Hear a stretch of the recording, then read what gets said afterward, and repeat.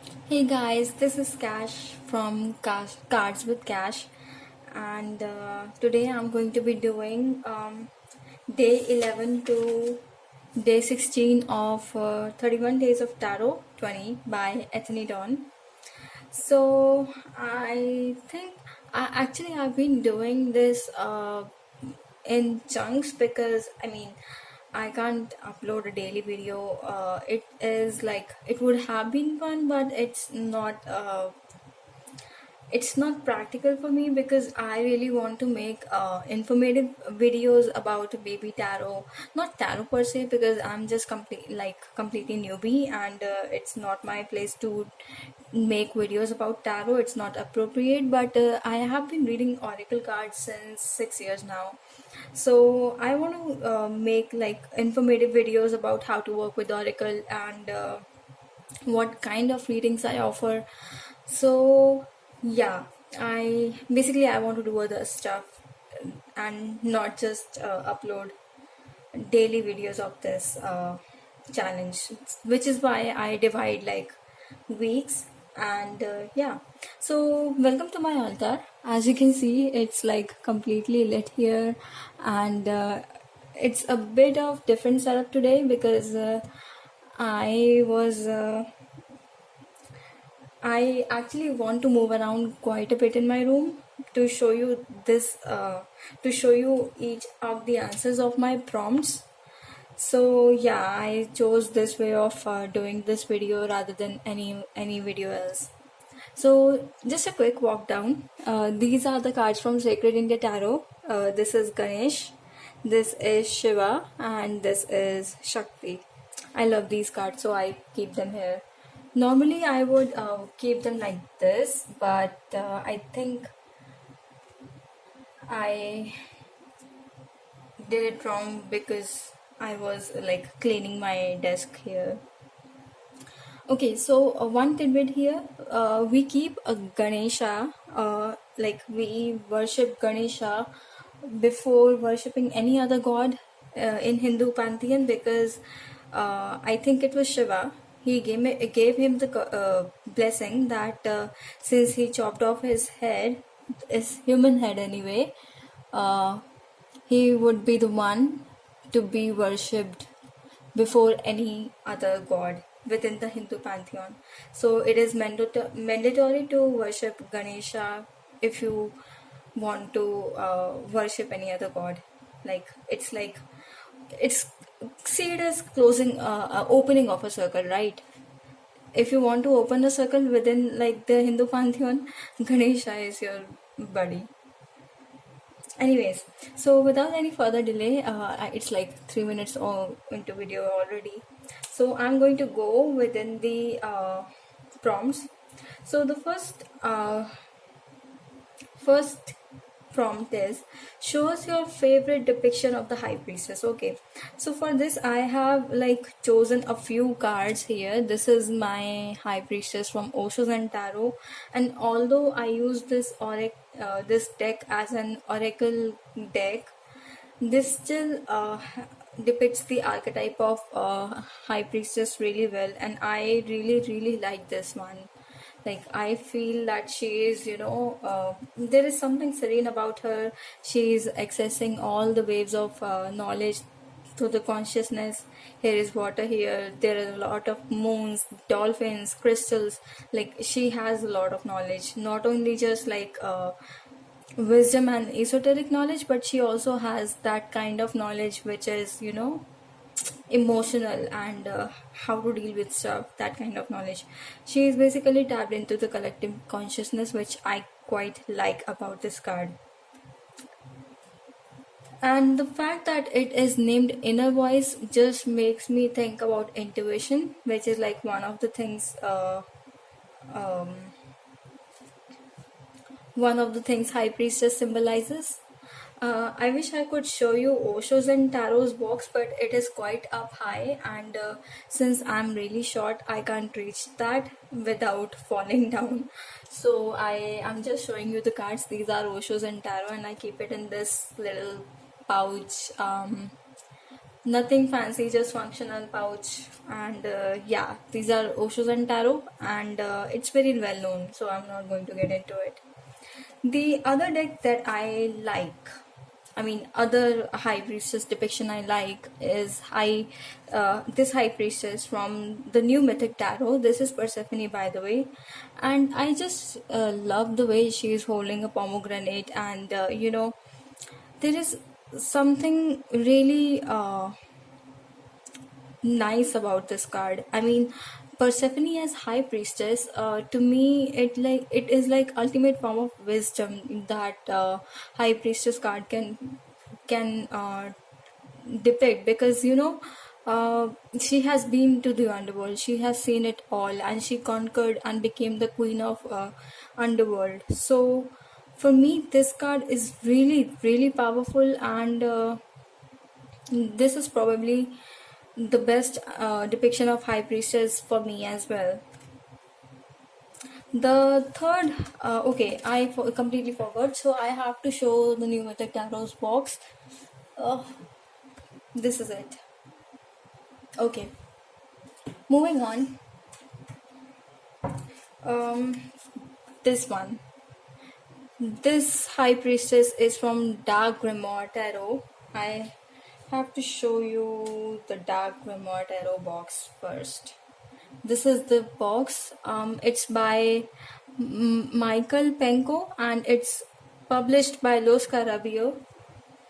So what I like about this high priestess is that she is out in the woods, or maybe out in the fields, and you don't know what's behind there. Maybe it's sunset or sunrise, or maybe it's the moon, full moon, and she's just reading some kind of okay, this is not in focus. Okay, now it's better. Okay, so she's reading some kind of manuscript, and if you can see, all right, there is a lot of glare. Yes, now it's better. If you can see, there is a eye here, there is an eye here, right? And this high priestess gives me the vibe that she is just going to go, I mean, she is just preparing for a ritual. I need to do something about this glare, just give me a minute.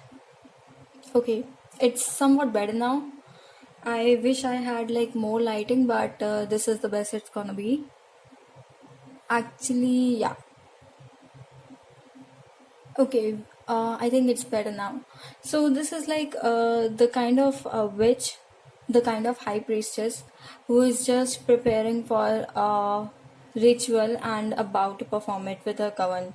So this card really, really like that aspect of this high priestess.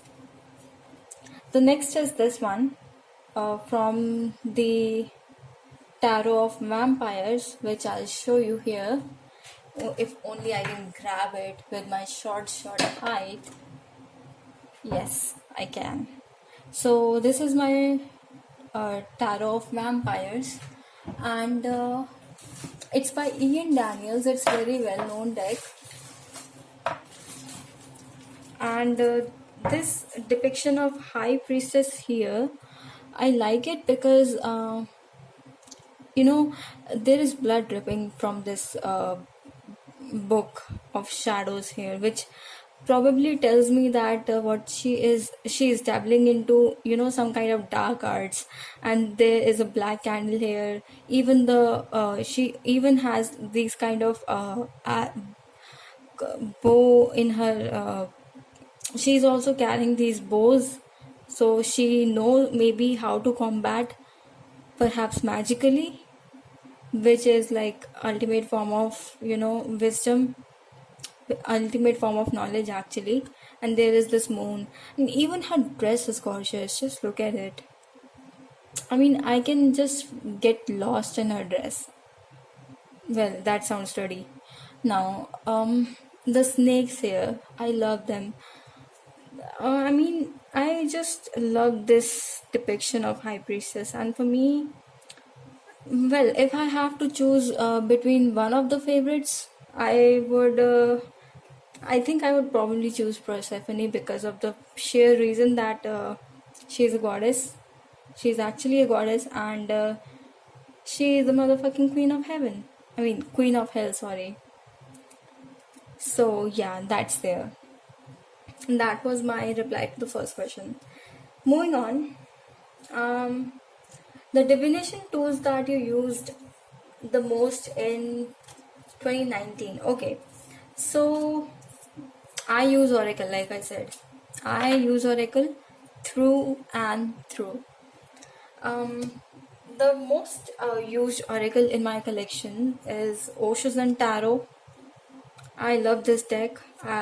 Even though the name says it's tarot, but I use it as an oracle deck, and it works really, really well for me. It is the kind of deck that gives me smart spot on reading for clients, and I just love working with it. I mean, it is not a deck that I would use for myself because there is something about this deck that it doesn't speak well with me when I'm reading for myself, but when I'm reading for other people, like it just keep on giving me hits, and I mean it just keeps on giving me hits, and it provides me sheer wisdom.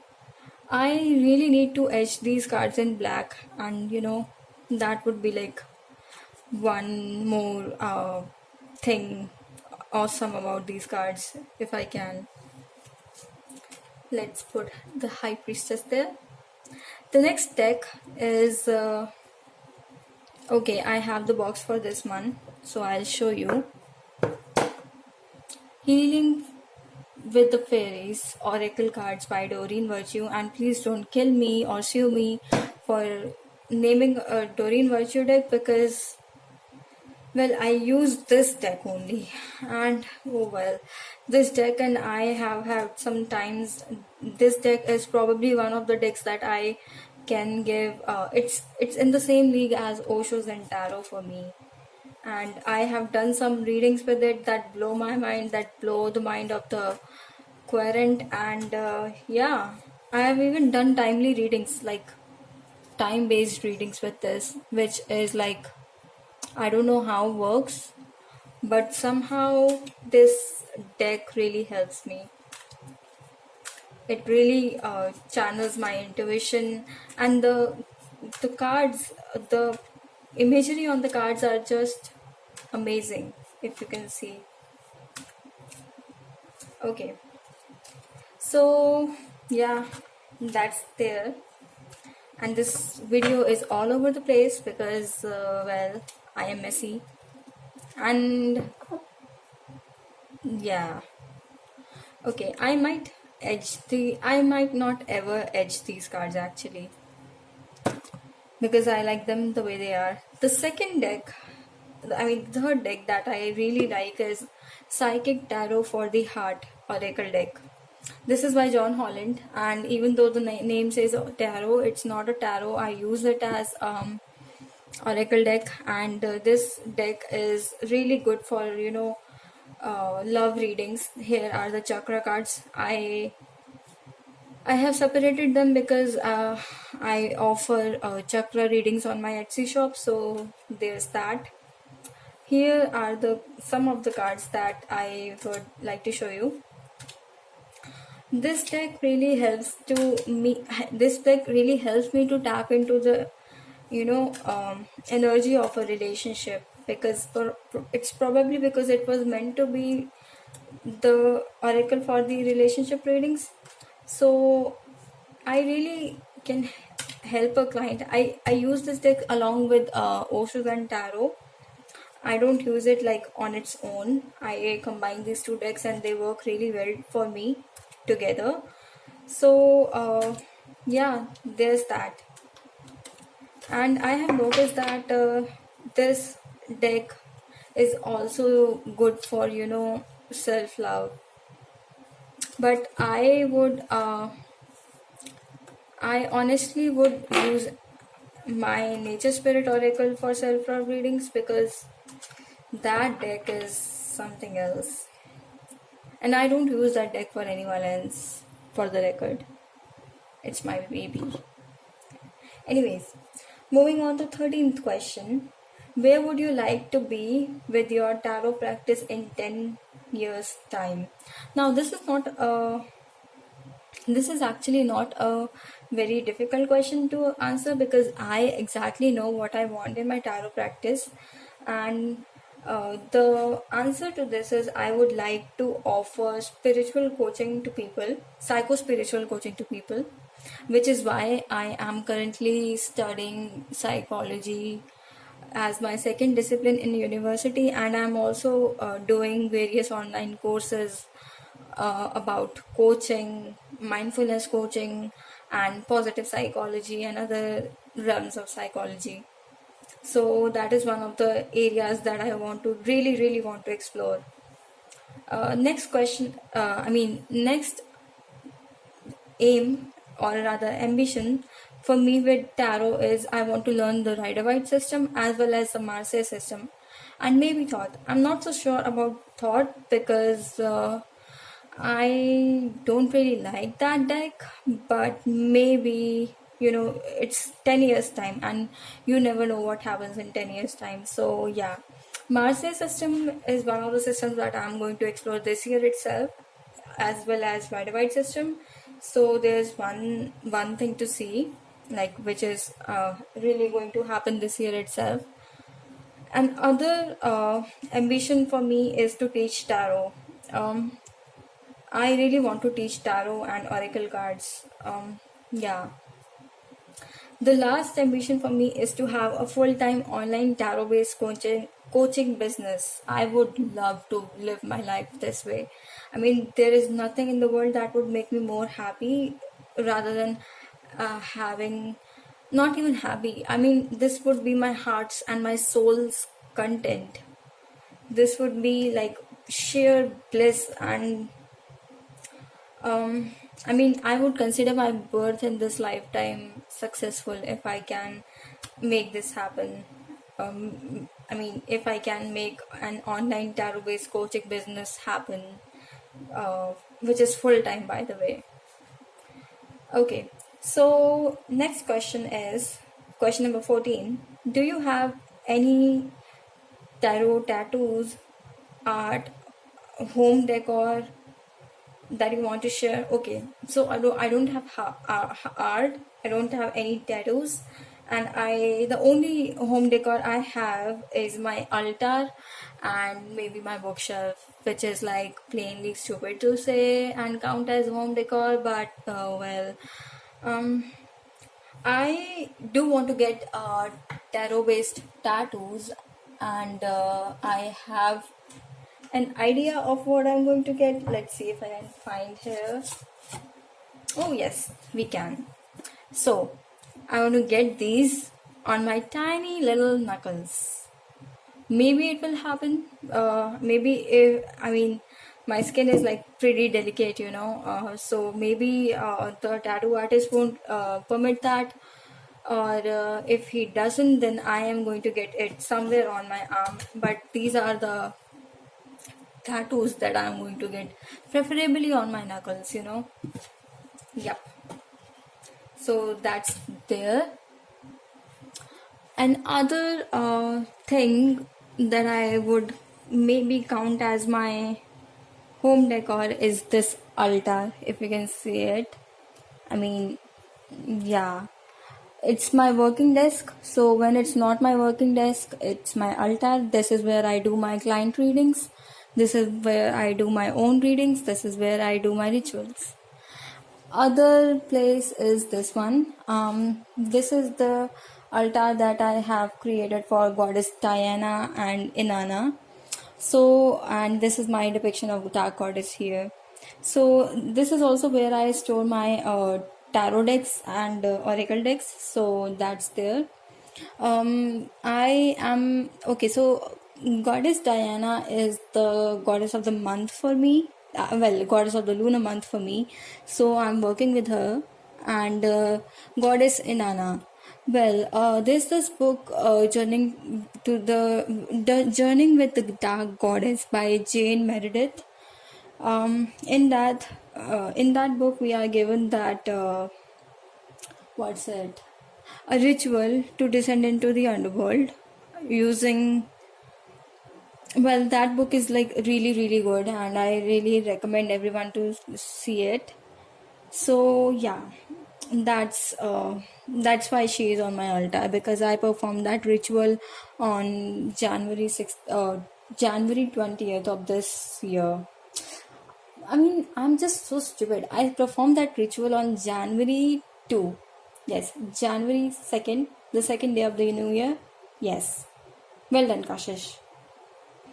Okay, so here we have my tarot collection. I mean, tarot books. So this would be the books that are related to tarot. Here are some guidebooks as well. Okay, so I have a few books about tarot here, some books about astrology, but this is the section that is tarot related books. I wish I had like enough space to put all the guidebooks of tarot here, but then, well, this is my book collection, one and then two, so I can't do that. I mean, I have to keep them in their boxes away from my bookshelf. And yes, so yeah, well, that's my water that I use in charged water that I use in my essential oil burning, and this thing here is uh, my medicine. Way too much information. Anyways, coming back to the question. Okay, so the next question is, yes, so for this, the question is, what is your favorite pop culture tarot reader representation and why? Okay, so this, my answer is going to blow your mind, and wait for it because I have to grab something. Okay, so this is the book that I could grab in like a few seconds time. This is the only Harry Potter book I could grab. So my answer is going to be, somewhat maybe unexpected, somewhat maybe predictable, but I don't know, whatever it is, but it is there. Sybil Trelawney from Harry Potter is my favorite pop culture tarot reader representation, and here's why. This is gonna probably, going to shed a negative depiction of tarot reader, but please hear me out, because I feel that she was basically an amateur posing as someone mystical who could read planets, playing cards, tea leaves, but she could not.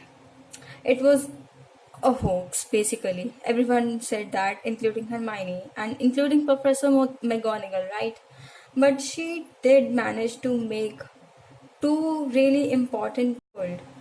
This, to me, is a nod to how, as a card reader or divination practitioner, we sometimes channel messages that surprise even us.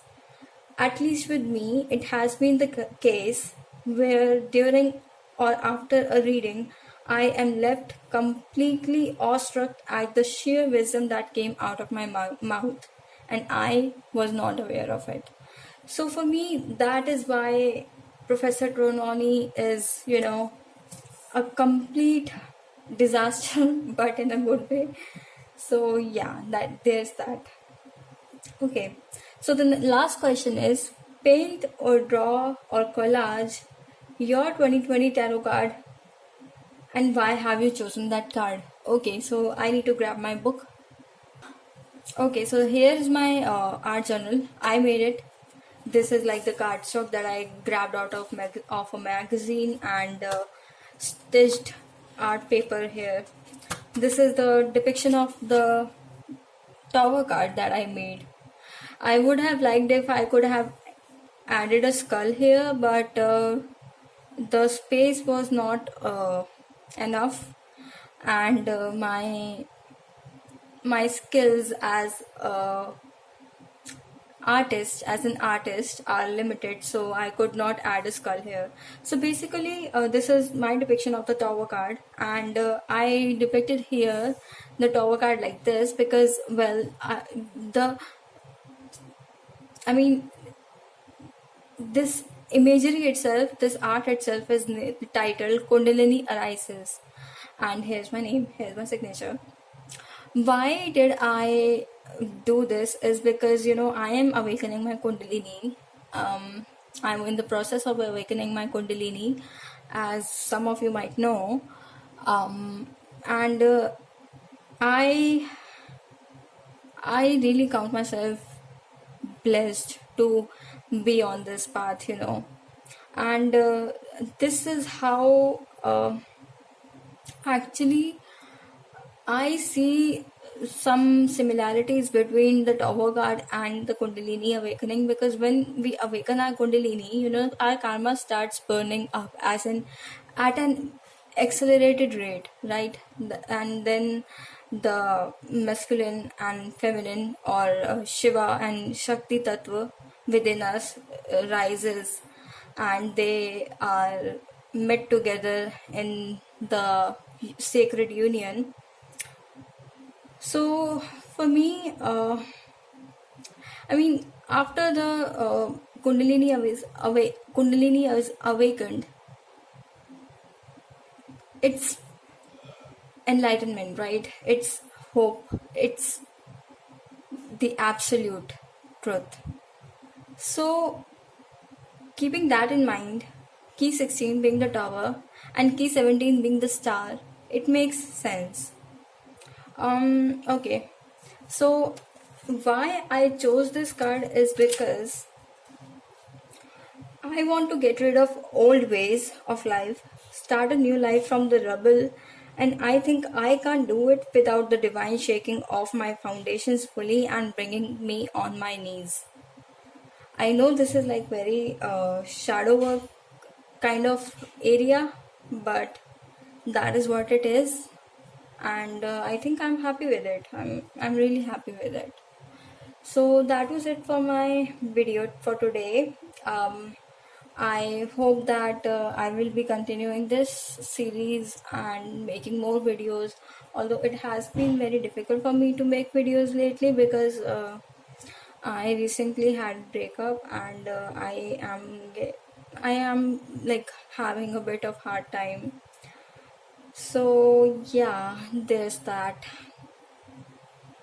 But I really love making videos. I really love making videos because I am being confident in what I'm doing, and which is like great.